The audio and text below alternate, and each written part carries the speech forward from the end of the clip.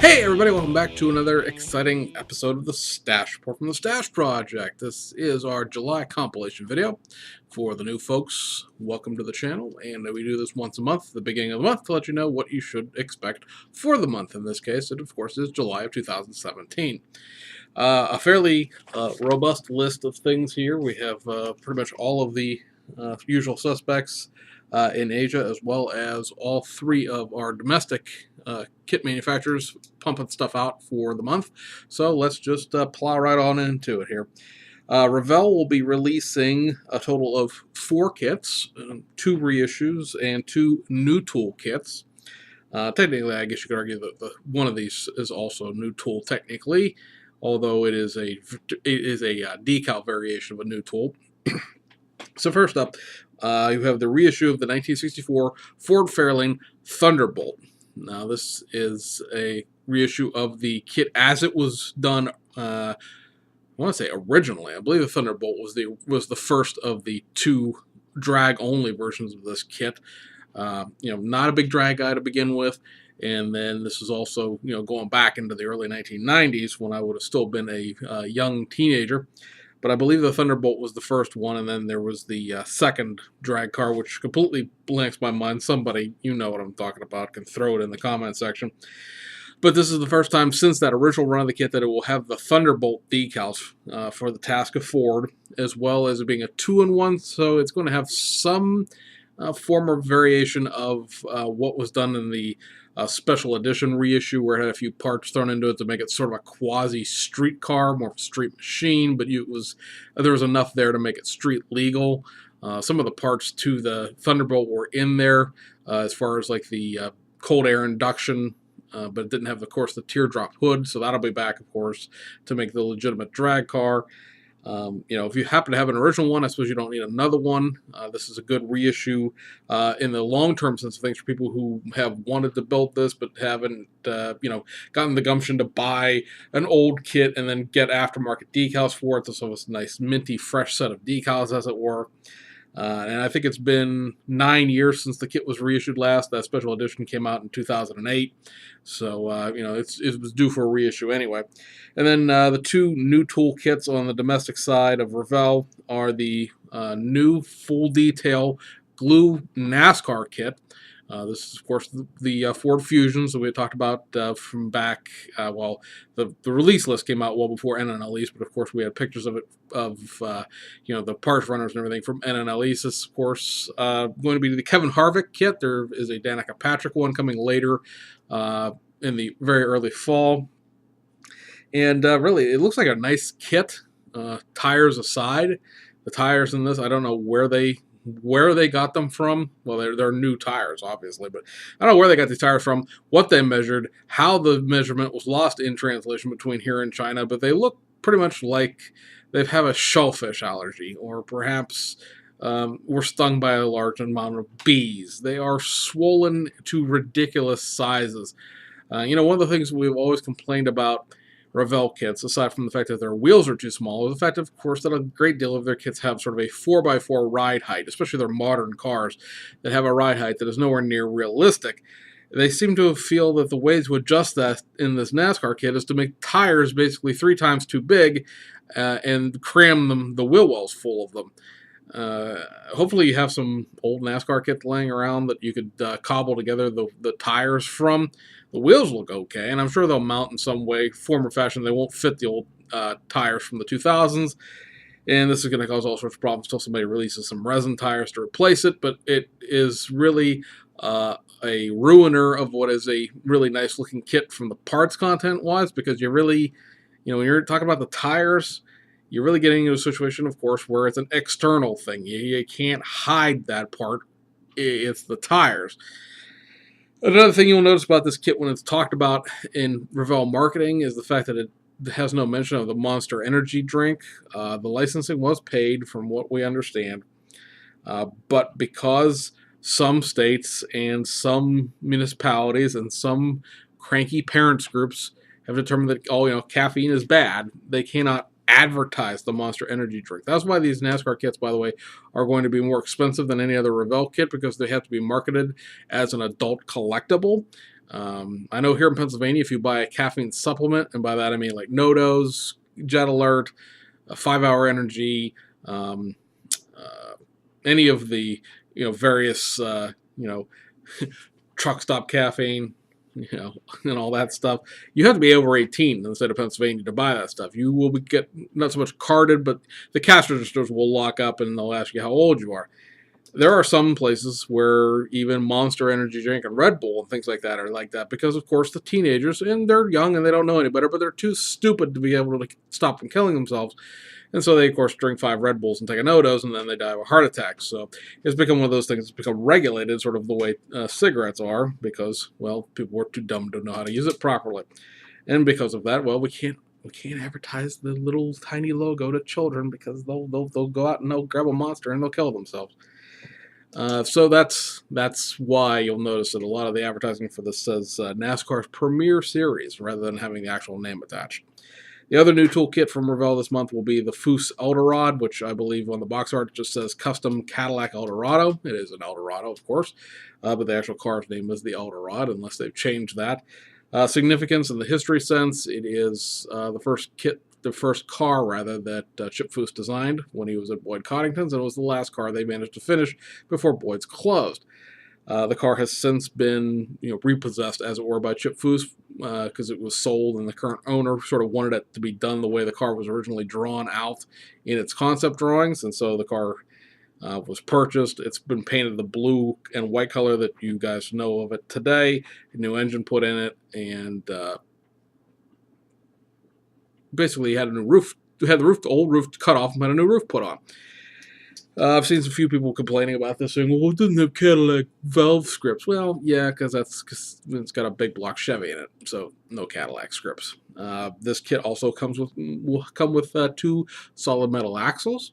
I would like to point out that when we discussed the Foose things originally, people were saying that the Foose Ford, you may remember, was going to be a pre-paint, and that's why it had metal axles. I want one of those bells that they have at Long John Silver's, the ones you dang for good service on your way out, because I want one so I can bang it every time I write about something that the hobby insiders have absolutely no clue what they're talking about. Now, is it possible that at some point in the future they may offer these as pre-paint kits? Okay, maybe, sure, but that's not what the contract says. But we've talked about this before. Every tooling cavity, meaning every part, costs about $1,500 to $2,000.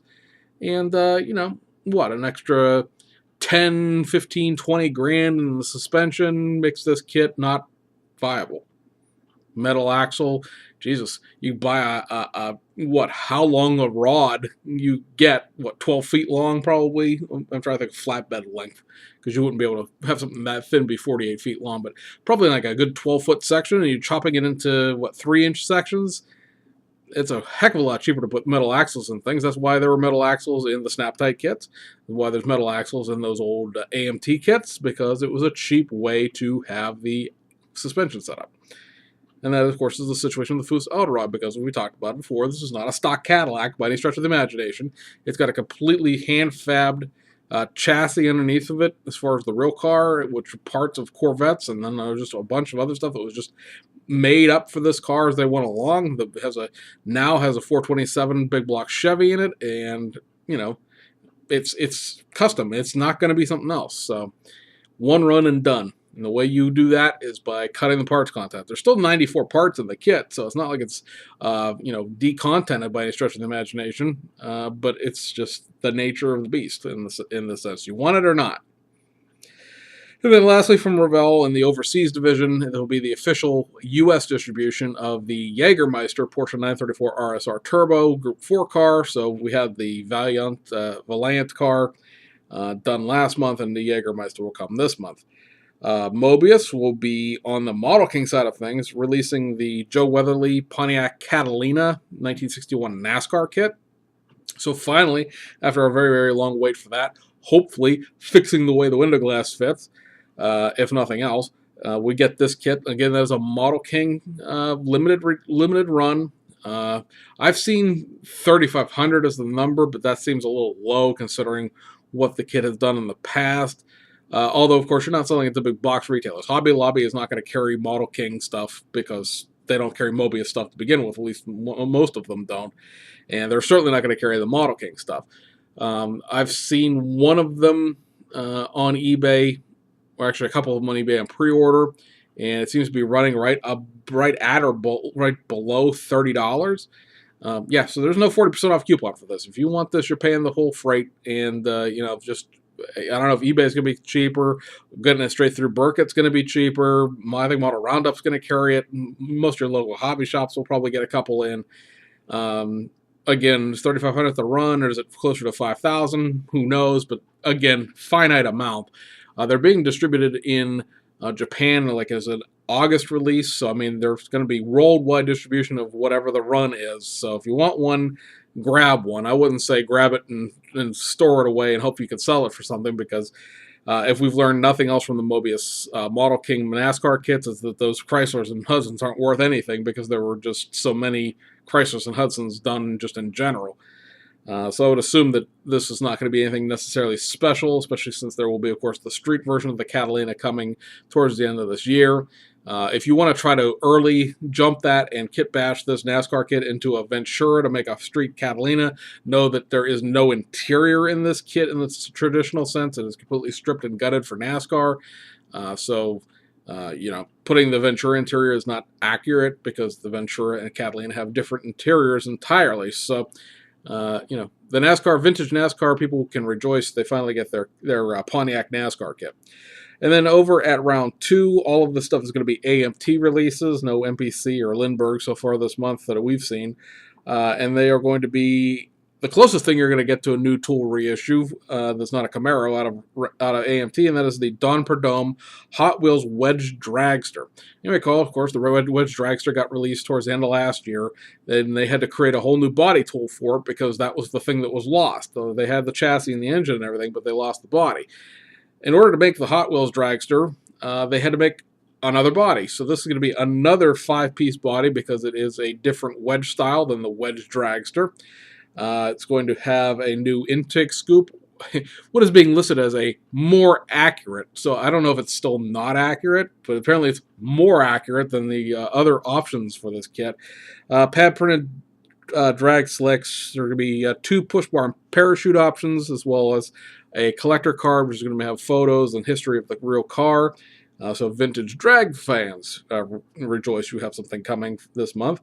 They're going to reissue the 1970 Ford Louisville short hauler. That's the Ford Louisville truck with a little, I think it's like a 26-foot box.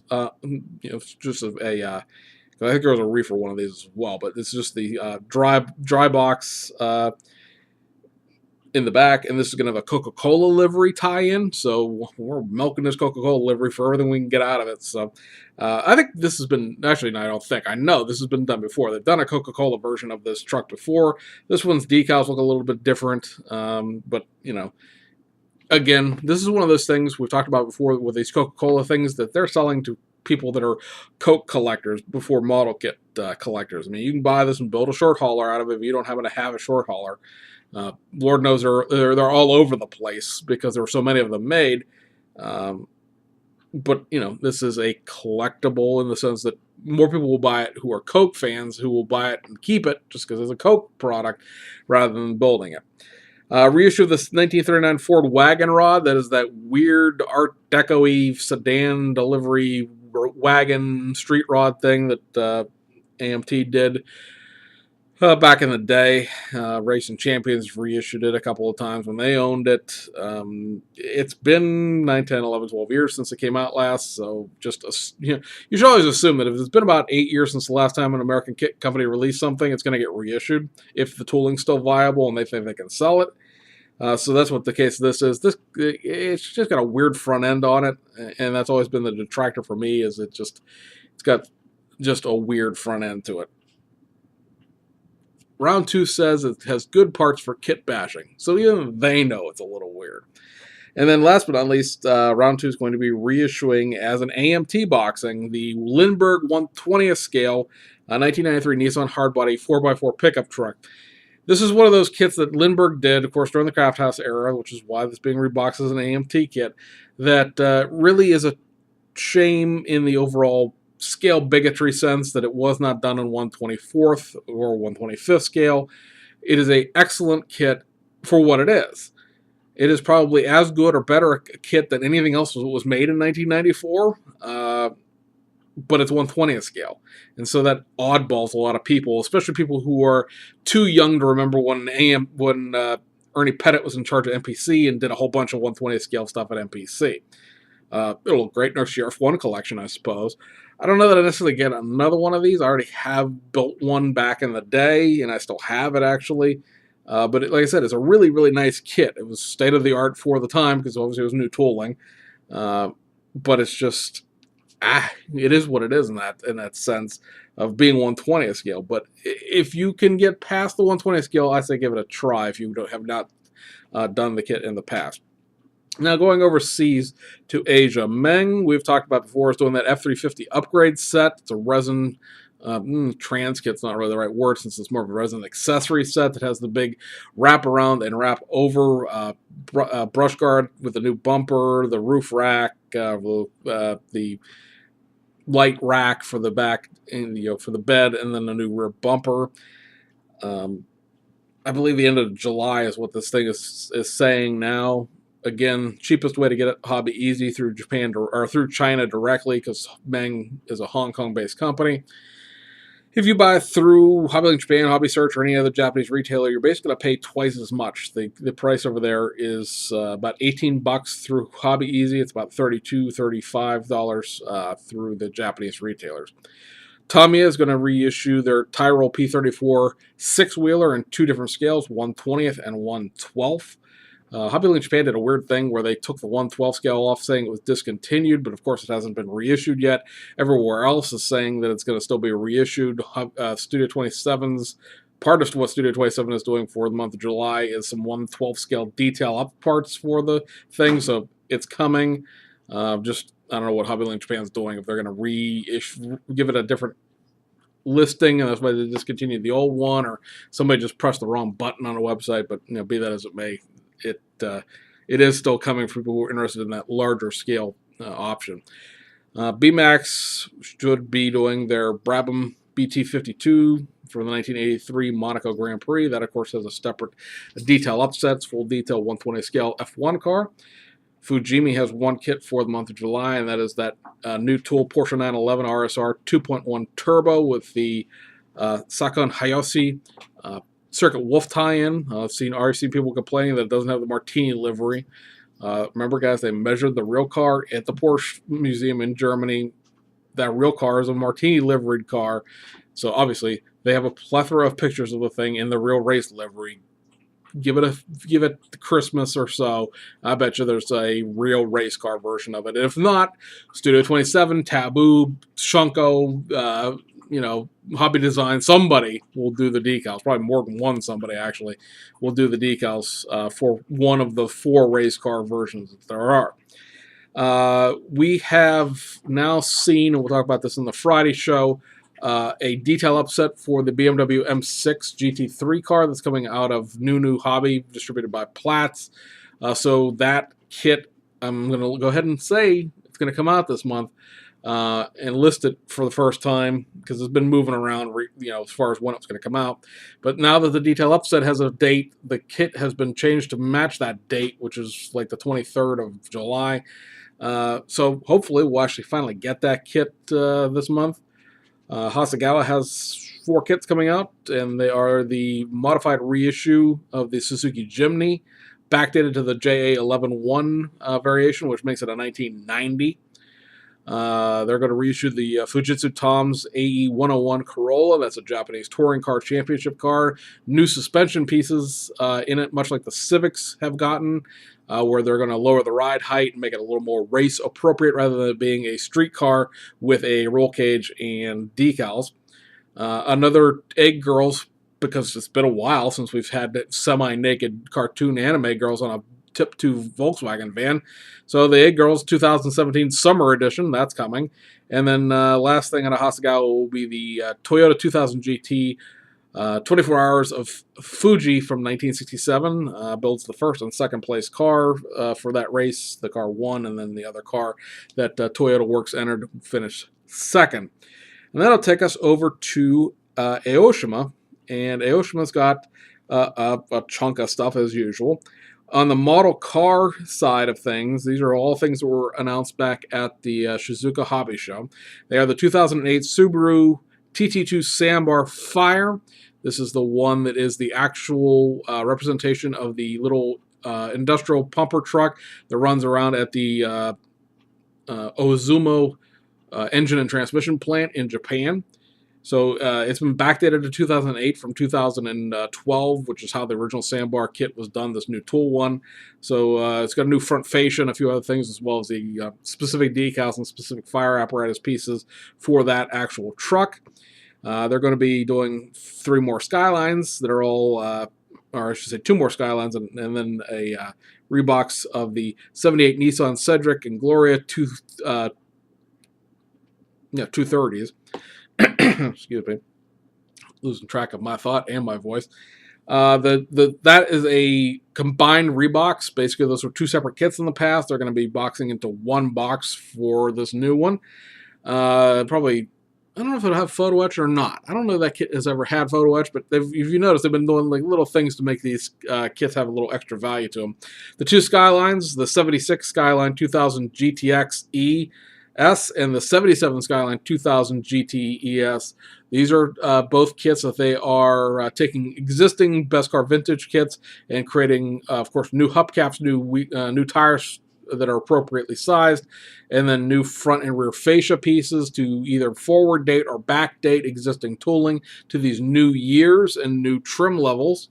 The Tune model car lineup has the top secret Fairlady Z, the 1991 Toyota Crown Majesta K-Brake VIP Tuner Series, and the 2002, and best one of them all as far as I'm concerned, Mines R34 GTR kit will all get reissued in that Tune model car lineup. Those are just straight reboxes. You have a couple of the 4-pack sets of wheels, so to speak. Of course, we talked about before, their wheel sets come out in sets of 4. They're individually sold, but, if you buy all of these, they will all have the same decal sheet and, basic similar parts, tires and things like that. And they are in the 19-inch wheel set, the Volk TE37s, Volk CE28Ns, the Enkei NT03, and the Racing Heart CRs. On the 14-inch wheel set, and those are going to come with them little gumball tires, the Tekno TRWs, the Mach 1, Mach 2, and Mach 3 wheels, which are like a steel wheel, a mesh wheel, and a sort of a 5-spokey wheel. So you guys will see when the box art comes out if you have not built any of the Grand Champion kits in the past. There's a straight reissue of the Brian James A4 Transport trailer. That's just a restock reissue of the 86 Trino Initial D Volume 37 kit. That's the one you always want to get, that has all of the parts and pieces to it. That's just, again, straight reissue. Straight reissue of the Toyota Crown Royal GRS 80 Police in the Tokyo Metro livery, and then a reissue of the Toyota Crown Royal GRS 180 Police in the Kanagawa Prefecture livery. And then what would be, I believe, kit 9, 10, 11, and 12 of the original Grand Champion series, and they are the Nissan Skyline 4-door Early, the Toyota Chaser GX41, the Nissan Laurel, and the Ken and Mary, which of course would be 1972, Nissan Skyline GTR, so this would be 1973. So those are 3 more of those Grand Champion series. So with those, and then the ones that we talked about last Friday that are going to be in August will be the original 16 Grand Champion series kits, which all have been out of production for 9 years. So again, the 9-year reissue rule rules the roost. So guys, I believe that will cover the reissues, new issues, new tools, and all sorts of fun and whatnot for the month of July. So now you know where your money's going. You're welcome. Lots of stuff there that tickles my fancy. The only thing I believe I have on order is the Jimny, the Corolla, and the 2 Skylines. And the Sambar fire truck. So I've got 5 kits on order for this month. Slow month. All right. Anyway, guys, we'll see you on the other side.